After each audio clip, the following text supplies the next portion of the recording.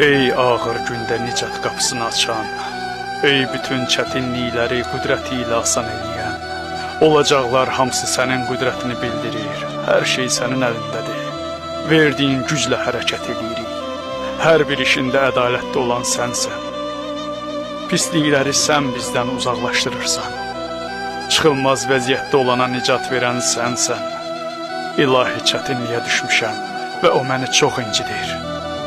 Öz qüdrətinlə bu işdə bizə kömək ol. Bizi öz hökmündən yönəld. Açıq olanları sən bağladın. Bağlı olanları sən açdın. Qarşımdakı çətinlikləri sən asan elədin.